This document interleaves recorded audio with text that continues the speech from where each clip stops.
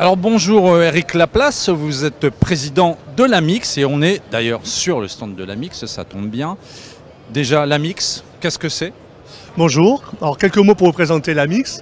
L'Amix, c'est le syndicat professionnel de l'usinage, des constructions spéciales, des machines spéciales, de l'équipement de process agroalimentaires et de l'équipement pour la transformation des caoutchoucs et des plastiques. Voilà, nous regroupons des adhérents qui font partie de ces 4 professions. Il faut savoir que l'usinage, ça représente quand même plusieurs milliers d'entreprises en France, pas loin de 4000, plus les établissements secondaires, donc c'est très très important. La machine spéciale, c'est également plus de 300 entreprises, avec également tout un écosystème autour de la robotique, autour du 4.0, des automatismes, et ensuite donc le process agroalimentaire qui se rapproche aussi de la machine spéciale par rapport au développement de solutions spécifiques. C'est également 200 à 300 entreprises qui produisent, qui développent et qui vendent à partir de la France. Voilà, nous défendons effectivement à travers notre syndicat professionnel toutes ces professions.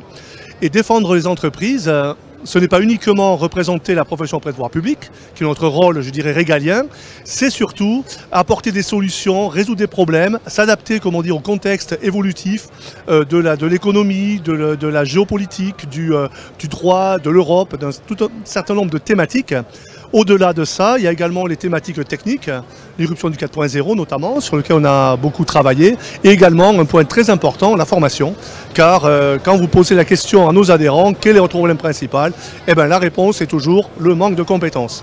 Et là, on a effectivement développé quelques solutions pour justement faire en sorte qu'ils aient ces compétences. Alors vous avez beaucoup de choses à dire évidemment, et c'est pour ça que vous êtes sur le salon Global Industrie, mais c'est aussi pour ça que vous êtes partenaire, c'est bien ça, de ce salon? Absolument. Alors, c'est vrai qu'on est sur le salon Global Industrie depuis le début.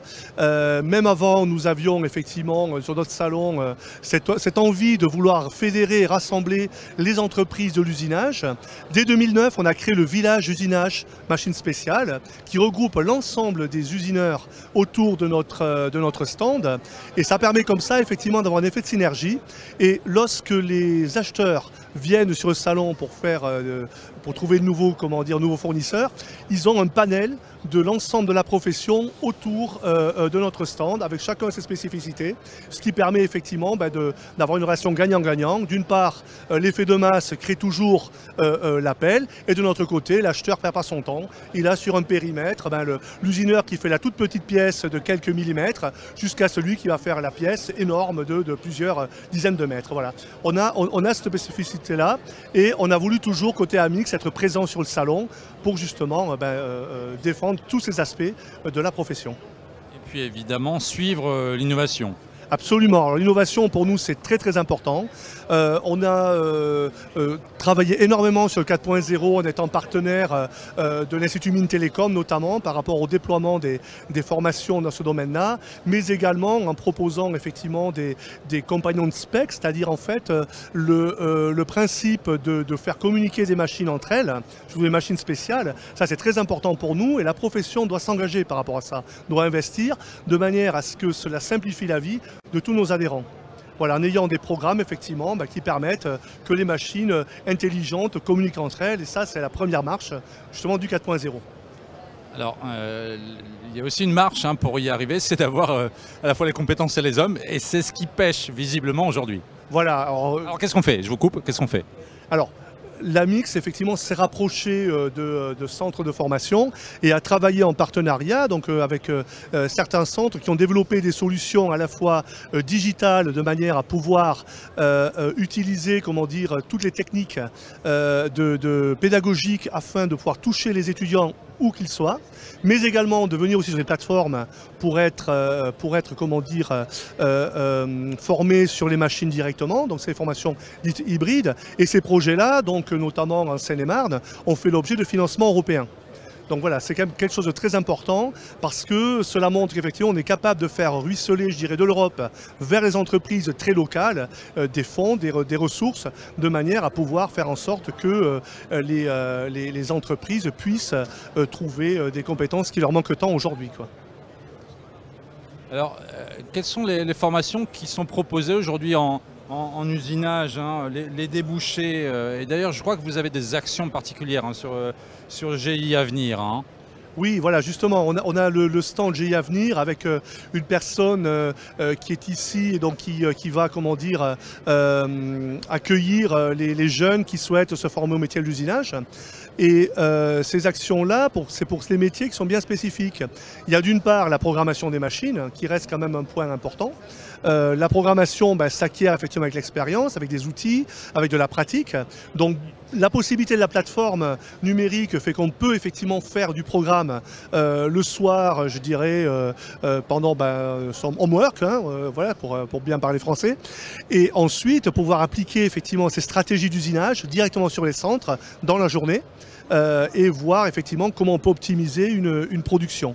Ça c'est très important parce que le but étant que les jeunes soient à la fois formés aux techniques mais soient également très pragmatiques dans les choix qu'ils font et dans la possibilité d'acquérir des compétences tout en travaillant, tout en étant en situation de travail. Et ça, c'est vraiment très important. Moi, je cite toujours un grand cuisinier qui disait la cuisine, ça prend pas, comment dire, pendant 2 ans en CAP. C'est 80 gestes et 60 recettes qu'il faut acquérir. Et ça s'apprend sur le terrain. Et c'est un peu dans cet état d'esprit-là qu'on se dit, effectivement, apprenons les bons gestes aux jeunes, apprenons les bonnes stratégies, les bonnes recettes pour faire tourner nos machines. Et tout le monde il gagnera. À la fois l'entreprise qui aura des solutions très productives, très performantes, mais à la fois le jeune qui va toujours progresser et s'adapter aux nouvelles techniques. Voilà, c'est un petit peu dans cet état d'esprit-là que nous voyons effectivement ces accompagnements dans le secteur de la formation. C'est surtout qu'il faut les former, mais surtout les garder. Voilà, alors ça, vous avez bien vu que c'était quelque chose qui nous était très à cœur. Bon, la formation, moi, personnellement, me passionne, puisque je suis toujours dans l'idée, dans l'utopie de vouloir prendre des jeunes sans formation particulière et auprès d'un parcours en faire des ingénieurs. Voilà, ça serait vraiment l'enjeu très important. Mais également, je dirais, dans l'entreprise, les garder, c'est aussi être capable, je dirais, d'avoir toujours un lien avec les centres de formation, avec les plateformes notamment, et que lorsqu'ils adhèrent à une formation, soient capables d'avoir toujours un contact, toujours un fil à la patte, de manière à ce qu'une stratégie d'usinage qui était vachement bien, qu'ils ont vu lors d'un cours et dont ils ne se rappellent pas vraiment, de dire tiens, finalement je rejoins le site sur lequel ça a été mis en place et je reprends cette stratégie et au bout du compte je sers mieux l'entreprise, je sers mieux mon client et ça c'est très important, quoi. Oui, c'est ça. Alors, la Mix, évidemment, là, est très proactive pour tout ça, hein, d'où sa présence ici, évidemment, mais parfois, on peut être en retrait. Mais là, il y a urgence, c'est ce que je voulais dire. Voilà, alors nous on travaille sur le 4.0 depuis 2015, on travaille sur la formation depuis 2018 à peu près. On a effectivement des partenaires également dans la Mix qui sont adhérents, qui ont des centres de formation. On essaie de créer, comment dire, un écosystème, c'est notre rôle, nous, d'associations professionnelles, de mettre en relation un certain nombre de ressources, un certain nombre de compétences, de manière à ce que les entreprises, à travers leur adhésion à la Mix, puissent grandir, puissent aborder de nouveaux marchés, avoir de nouvelles compétences, pouvoir développer et ne pas avoir peur effectivement d'aller vers d'autres terrains sur lesquels n'aurait pas forcément pensé, se diversifier. Voilà. Et nous on propose effectivement tout ça, mais on est capable aussi de cuire l'entreprise à la phase de start-up.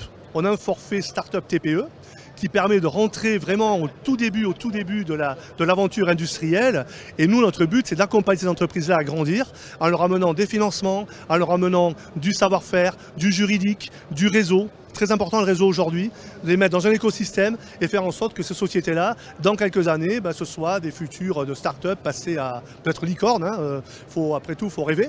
Hein, se dire que même dans l'industrie, on doit avoir cette évolution comme le font les sociétés du numérique. Hein.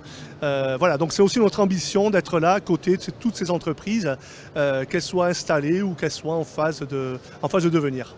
Et vous y croyez à une licorne dans le secteur industriel? Non seulement j'y crois, mais on va la faire. On va la faire, c'est obligé. Parce qu'aujourd'hui, effectivement, on voit bien avec les problèmes géopolitiques, avec les problèmes d'approvisionnement, de ressources, etc., il faut qu'on ait vraiment des capacités en France. Mais que ces entreprises soient capables de se projeter au-delà de la France sur un échelon européen. Voilà, de manière à pouvoir servir effectivement le silo continental sur l'ensemble effectivement de leur clientèle. Et moi je crois qu'on peut partir d'une très bonne idée et ensuite accompagner cette idée à toutes les étapes. L'étape effectivement de lancement, l'étape ensuite du premier démonstrateur, de la phase série, etc., du déploiement, et amener chaque fois effectivement de notre côté des solutions pour que ces entreprises puissent, en étant adhérents à la MIX, se différencier et aller plus vite que les autres, quoi.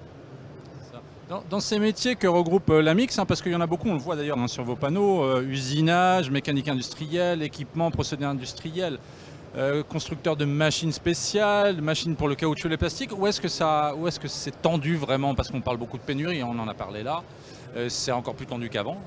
Alors, évidemment, les tensions, on va les retrouver dans tous nos secteurs d'activité, hein. On a depuis l'an dernier, depuis 2020, la crise des composants électroniques. Donc ça va toucher tout le monde. À la fois le fabricant de machines spéciales qui a besoin de ses automates, qui a besoin de ses capteurs, etc. Et qui arrive parfois un petit peu au compte-gouttes. Également aussi l'entreprise d'usinage, parce qu'il peut y avoir de la maintenance, il peut y avoir même des montages de sous-ensembles faisant appel à certains produits, à certains composants. Donc tout est vraiment tendu, c'est vraiment très très compliqué. C'est d'autant plus compliqué qu'aujourd'hui il y a une demande qui est très forte en investissement et que cette pénurie parfois ralentit les entreprises dans leur croissance. Voilà. Et là, donc, effectivement, nous, notre rôle de syndicat professionnel, ce n'est pas forcément d'ouvrir d'autres sources, mais c'est de travailler la relation contractuelle. De dire comment on peut, effectivement, avec certains contrats, s'assurer une meilleure ressource, s'assurer un meilleur partenariat avec nos fournisseurs. C'est tout cet écosystème-là qu'on doit accompagner, justement, pour que l'entreprise puisse avoir cet avantage par rapport à une autre société qui n'a pas cette ressource, quoi, hein. Surtout que c'est très rageant finalement cette situation de pénurie et de géopolitique, parce qu'on était bien parti, hein. Il y a l'idée qu'il faut pousser la France, pousser l'industrie française, et puis finalement, mince, encore un truc, c'est un peu ça. C'est un peu rageant, j'imagine, hein. On accélère puis on décélère. C'est la vie de l'entreprise, hein, se développer des opportunités, mais également s'adapter à des situations qui sont parfois très très difficiles, savoir être résilient, savoir trouver des bonnes solutions. Et le meilleur conseil que je puisse donner aux entreprises aujourd'hui, c'est de ne pas rester isolé. Venez dans nos syndicats professionnels, venez dans nos réseaux, venez nous rencontrer, venez rencontrer vos pairs. Il y a obligatoirement un chef d'entreprise qui n'est pas forcément un concurrent, mais qui est un confrère ou quelqu'un qui est dans l'écosystème, qui a une solution, et en travaillant ensemble, en travaillant groupé, on est beaucoup plus fort. Et ça, c'est vraiment très très important, ce message de faire passer. Notre rôle, nous, c'est vraiment de fédérer, c'est vraiment d'amener des personnes dans l'écosystème et que tout le monde puisse, encore un terme anglais, cross-fertilization, un petit peu de pouvoir effectivement s'accompagner, s'appuyer les uns sur les autres, afin dans un premier temps de pouvoir servir le client, parce que n'oublions jamais qu'une entreprise vit avec son client, je ne dirai jamais assez, mais surtout être capable à l'instant T d'amener la solution qui justement va différencier par rapport à d'autres qui ne sont pas dans cet écosystème-là, quoi, voilà. Donc c'est quand même une grande ambition, et surtout il ne faut pas qu'il y ait de chapelle. Non, surtout pas. Ce qui est important, c'est vraiment d'être ouvert à tout, ne pas, ne rien rejeter, tout prendre, parce qu'une petite idée aujourd'hui qui est pas insignifiante, demain, ce sera peut-être l'idée de demain. Et ça, c'est important d'avoir la même écoute, quel que soit le problème, quel que soit l'adhérent, quelle que soit l'entreprise, être capable de dire, voilà, effectivement, vous êtes venu vers nous, vous avez exposé votre problème, eh bien, on va se mettre en quatre pour essayer de vous faire connaître effectivement des ressources ou d'autres entreprises, ou dans notre réseau des appuis en tant qu'ingénierie ou consultant et autres, et de manière à ce que effectivement ce petit problème, ce petit caillou qui a emmené la chaussure de l'entrepreneur, en fait, devienne une vraie opportunité de développement, quoi. Oui, c'est ça que ça booste. Alors justement, un dernier petit mot quand même sur votre présence ici, hein. Enfin, votre présence, on l'a dit et on l'a redit. Vous en attendez beaucoup de ce salon personnellement, là, peut-être une question un peu plus. Vous avez des choses intéressantes? J'ai 30 secondes. Absolument. Alors Global Industries, pour nous, c'est vraiment c'est plus qu'un salon, c'est un partenariat.